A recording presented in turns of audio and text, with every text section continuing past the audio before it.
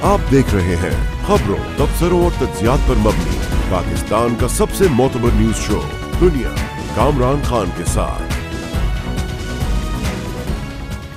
अस्सलाम वालेकुम, मैं हूं कामरान खान।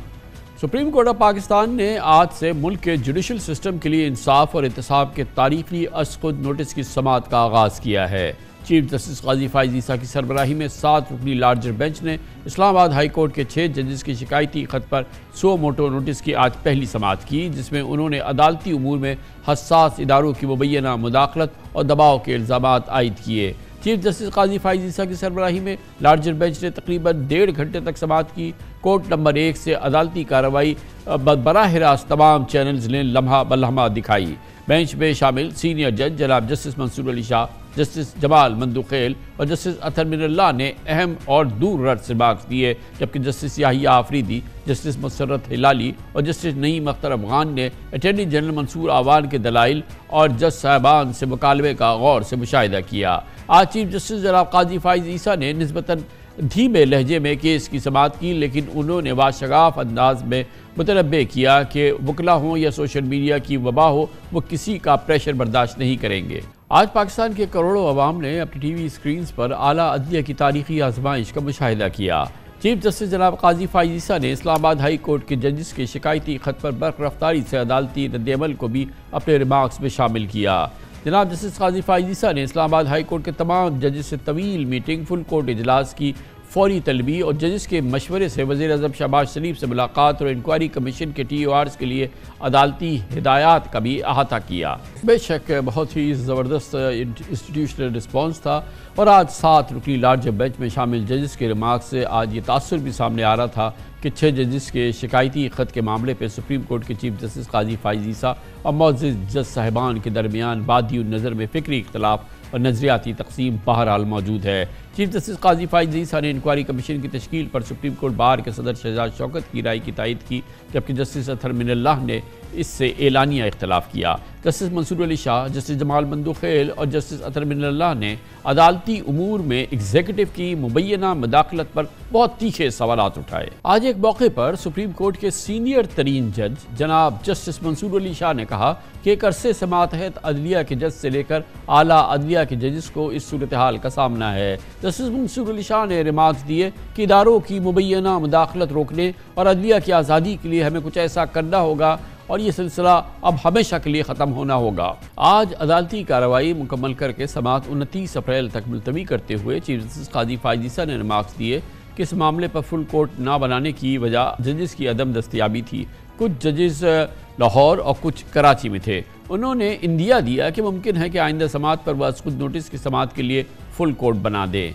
यकीनन कोई माने या न माने, यह हकीकत है कि हमारा निज़ाम अदल इंसाफ इस वक्त सख्त इम्तहानी लम्हात से गुजर रहा है।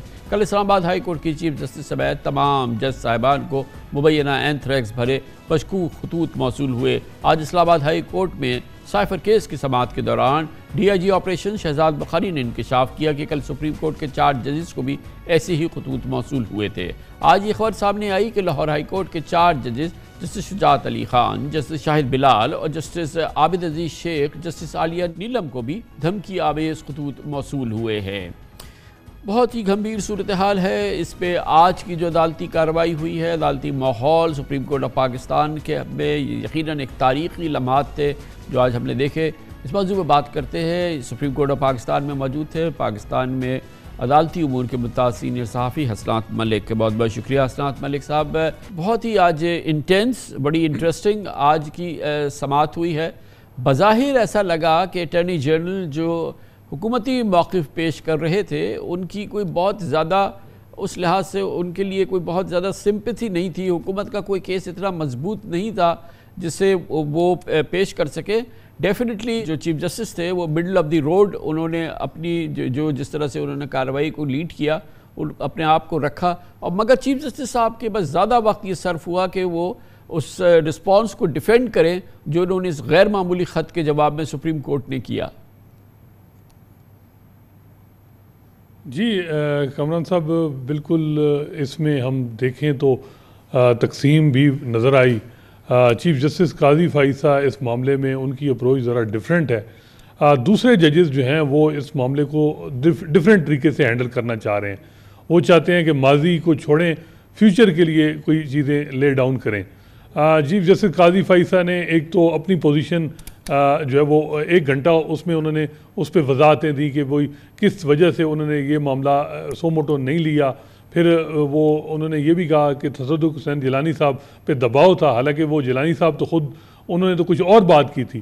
तो वाज़े तौर पे जो है वो एक तकसीम है, और जो ये एक तअस्सुर है उसको भी तक़वियत मिली कि मौजूदा इस वक्त एग्जेक्टिव है, जो सिस्टम है, चीफ जस्टिस काजी फैसा और बार किस तरीके से एक दूसरे से जुड़े हुए हैं, वो भी आज पूरी दुनिया ने देखा होगा कि किस तरीके से वो चीज़ें रिफ्लेक्ट हुई हैं।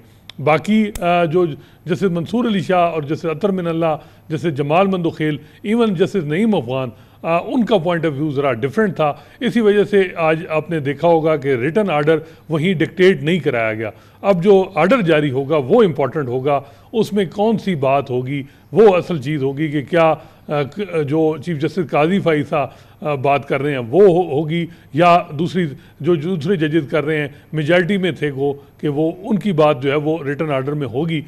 लेकिन एक बात जो है बड़ी वाज़ेह है कि हुकूमत भी सेटिस्फाइड होगी। जिस किस्म का एक सेंसिटिव मैटर था, माजी में भी इस तरह के इससे कम सेंसिटिव मैटर रहे हैं, तो हुकूमत काफ़ी ज़्यादा परेशान नजर रहेगी। लेकिन आज आपने देखा कि अटार्नी जनरल बल्कि वो आर्गूमेंट से ज़्यादा वो ज़्यादा जज्बाती और उनको ज़्यादा ऑडियंस दी गई, और ये ऐसा लगा कि हुकूमत को तो पोजीशन टाइम दिया गया कि वो अपनी पोजीशन को क्लियर करें। इस्लामाबाद हाई कोर्ट के जजेस के लिए ये फ़ायदा हुआ कि जो दूसरे जजेस हैं जैसे अतर मिनल्ला, जैसे मंसूर अली शाह, उनके जो रिमार्क्स आए हैं कम अज़ कम ये है कि अब वो कटहरे में नहीं हैं, और उन्होंने बड़ा वाज़ेह कहा है कि जी, और उनके जो रिमार्क्स थे उससे ये था कि जो उन्होंने लिखा है हम उससे तकरीबन मुतमईन हैं, और यानी उसको इंडोर्स करते हैं, लेकिन हम माजी में नहीं जाते, हम फ्यूचर की बात करते हैं। तो ये सब के लिए मेरा ख्याल है बेहतर है, इदारों के लिए भी, एग्जीक्यूटिव के लिए भी, बजाय इसके इंक्वायरी और इस मामले में फ्यूचर का जो है वो कोर्स ऑफ एक्शन अडॉप्ट किया जाए। लेकिन जो एक चीज़ है कि अब नॉर्मली ये होता है कि ये सोमोटो केसेस जो होते हैं उसकी बड़ी जाहिर है कि बड़ी इंटेंस समाअत होती है, बड़ा ज़बरदस्त प्रोसीडिंग्स होती हैं, और नॉर्मली ये बड़ा क्विकली चलते हैं। इसमें मतलब हमने देखा है जितनी भी हिस्ट्री है सोमोटो नोटिस के, ये बिल्कुल बैक टू बैक चल रहे होते हैं। इसमें चीफ जस्टिस साहब ने आज आई थिंक सब फरीक़ैन को मौका दिया है कि वो सोच ले, ठंडे दिमाग से सोच ले, इसका हल निकाले। इसीलिए अब अगली समाअत जो है उन्होंने 26 दिन बाद रखी है।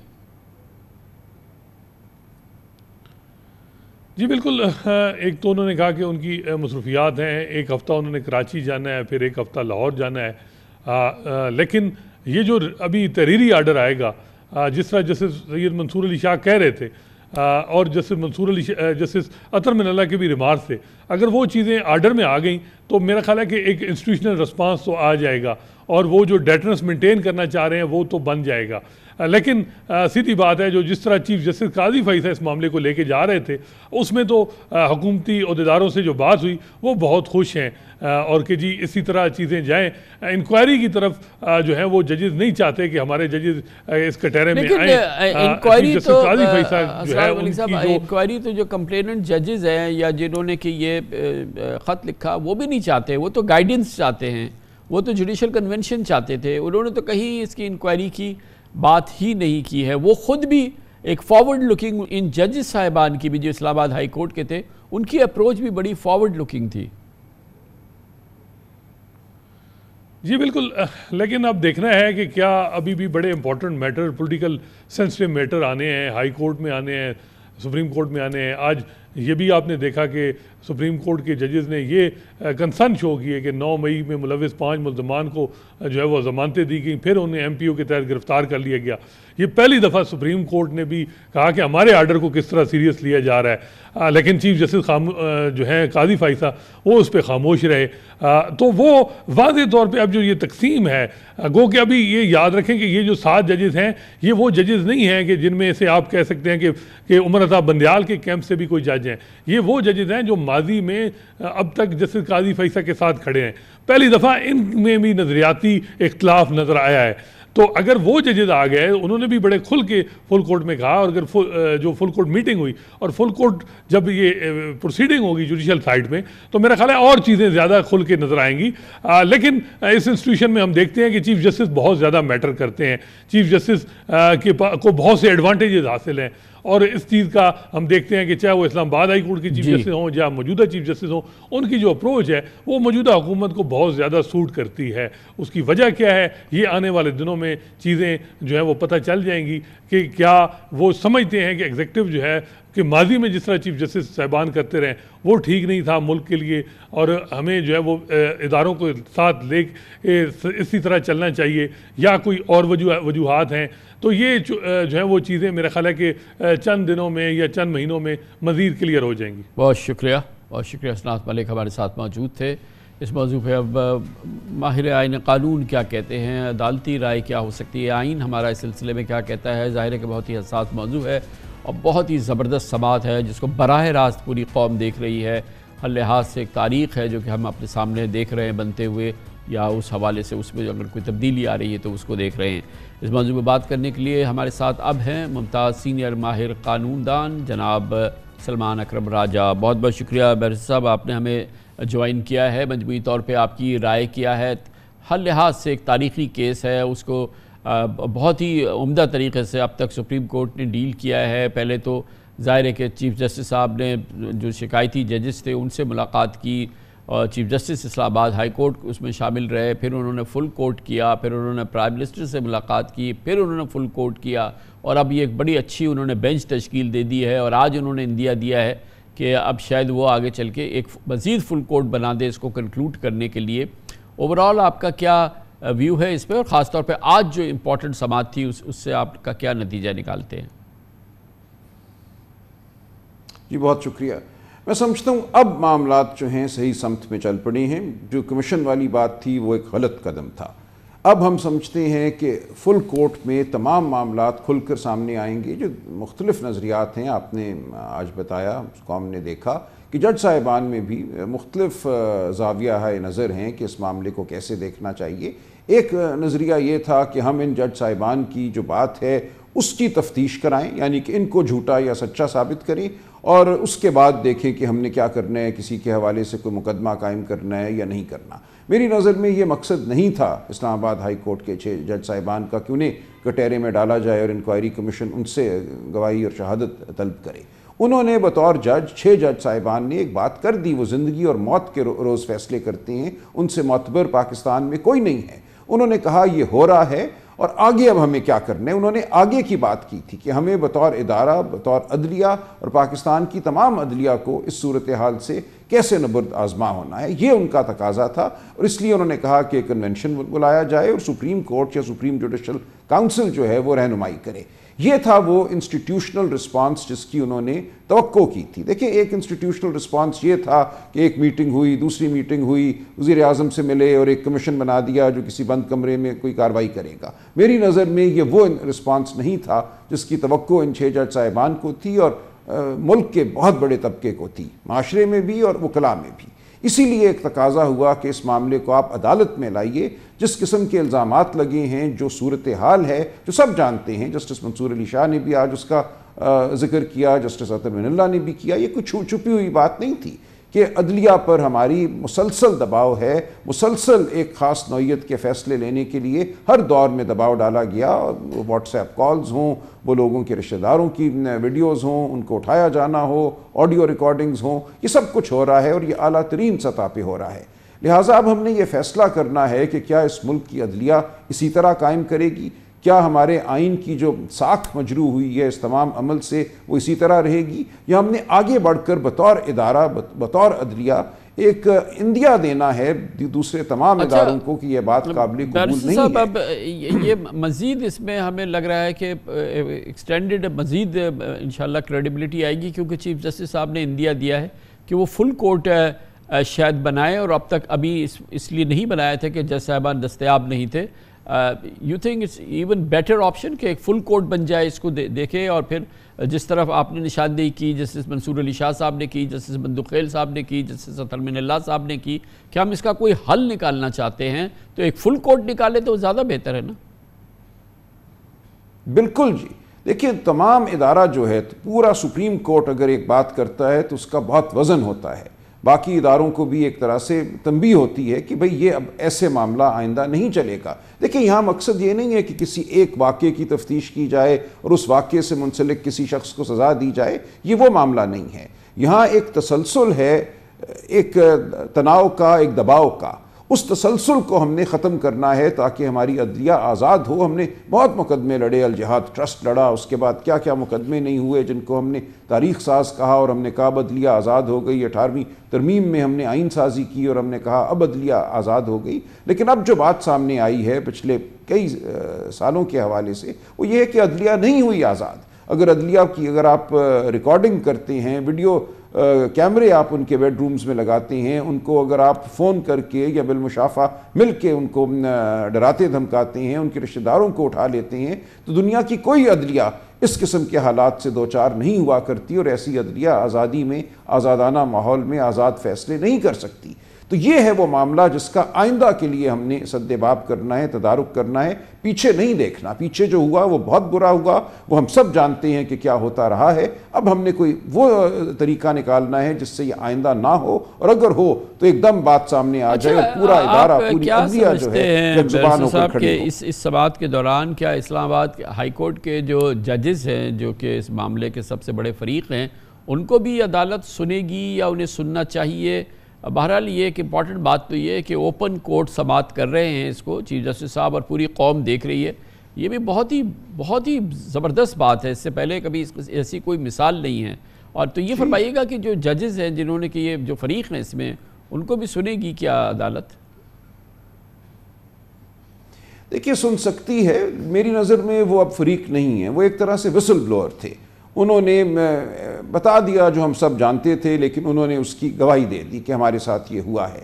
अब उनको सुनना अगर चाहे तो सुन सकती है, वो किसी वकील साहब को मुकर्रर कर सकते हैं, लेकिन उनके ख़िलाफ़ तो अब कुछ नहीं है, ना वो अपनी ज़ात के हवाले से कोई हुक्म मांग रहे हैं। उन्होंने एक बात सामने रखनी थी अदलिया के, कौम के, उन्होंने वो फ़र्ज़ निभा दिया है। अब उस मालूमात को जो उन्होंने मुहैया की हैं उनको लेकर आगे चलना है। वो मालूमात इस नौइयत की हैं जिनका ताल्लुक किसी इनफरादी वाक़े से नहीं है, एक उमूमी रवैये से है, एक उमूमी जो तनाव है या टकराव है उससे है। हमने इस टकराव को आइंदा ख़त्म करना है और ये कहना है कि आइंदा नहीं होना चाहिए, जो माजी में हुआ वो अब आइंदा काबिल कबूल नहीं होगा।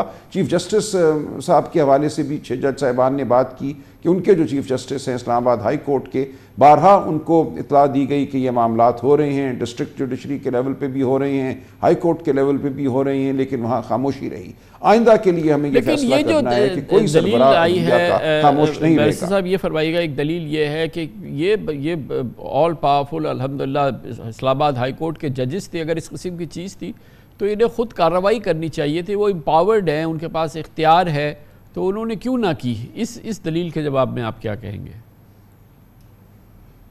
देखिए उनके पास इख्तियार तो यही था ना कि वो कंटेम्प्ट का नोटिस जारी कर देते। उनके पास वो इख्तियार नहीं है जो सुप्रीम कोर्ट के पास आइन के आर्टिकल 184(3) के तहत है।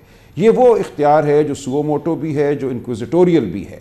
यहाँ पे आपको कोई एग्रीव्ड पर्सन, कोई फरीक नहीं चाहिए। यहाँ पे आप खुद एक इंक्वायरी मुनक्किद कर सकते हैं और बारहा हमारे सुप्रीम कोर्ट ने ऐसा किया है। आपने कमीशन भी अपॉइंट किए हैं सुप्रीम कोर्ट ने, मेमो गेट कमीशन आपके सामने है इंक्वायरी के लिए, और जहाँ कमीशन नहीं लगाए गए या बनाए गए वहाँ सुप्रीम कोर्ट ने अपनी ताकत को इंक्विजिटोरियल ताकत कहा है कि हम इंक्वायरी कर सकते हैं 184(3) के तहत। ये एक ऐसी ताकत है जो किसी हाई कोर्ट को हासिल नहीं है। बहुत बहुत शुक्रिया बैरिस्टर जनाब सलमान अकरम राजा हमारे साथ थे। कमर्शियल ब्रेक, उसके बाद जिक्र करेंगे अदलिया इस्तेमाल हुई है पॉलिटिकल इंजीनियरिंग के लिए, पीटीआई कहे, दूसरे लोग कहें तो अपनी बात है, लेकिन अगर ख़ुद पाकिस्तान मुस्लिम लीग नून कहे और पाकिस्तान मुस्लिम लीग नून के पीडीएम के वज़ीर दाखिला राना सनाउल्लाह कहें तो ये एक बड़ी ही दिलचस्प बात है। और राना सनाउल्लाह बार बार कह रहे हैं कि इमरान खान को 5 दिन में 3 सज़ाएँ इलेक्शन से पहले जो की गई वो बाकायदा एक मंसूबे का नतीजा थी और इसका हिस्सा थी।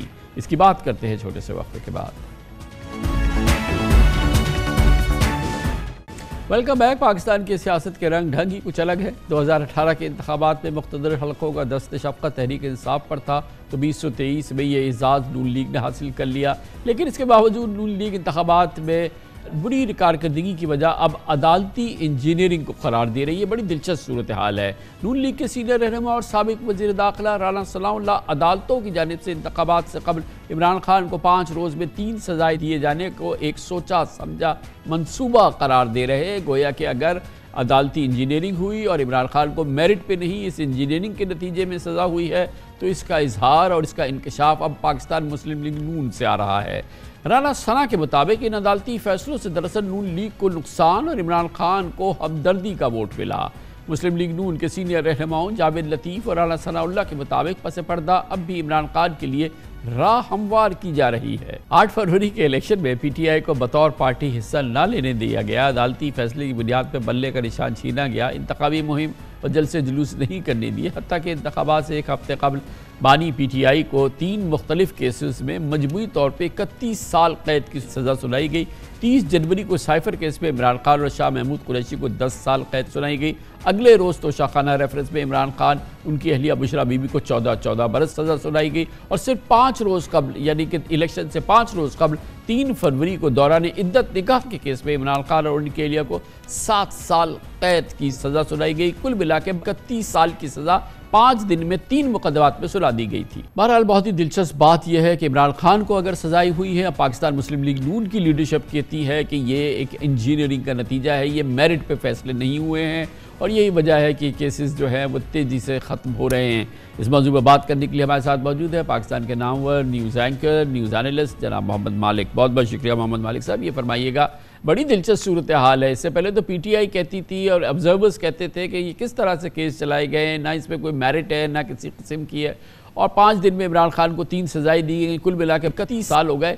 अब राना सनाउल्लाह और जावेद लतीफ़ वगैरह ये कह रहे हैं कि ये दरअसल एक प्लान था, इससे PTI की हमदर्दी बढ़ाना था और ये केस बनाए ऐसे गए कि ये किसी सूरत में इनको सज़ा ना हो और ये ख़त्म हो जाए। बड़ा दिलचस्प एंगल आया क्योंकि मुस्लिम लीग नून की तरफ से है। खासा वो कहते हैं ना, हाइंडसाइट हैज़ अ 2020 विजन। तो वापस जाके आपको बड़ी जल्दी एहसास होता है कि क्या मुझे जब आप ये बता रहे थे सारा कुछ, मुझे हंसी भी आ रही थी।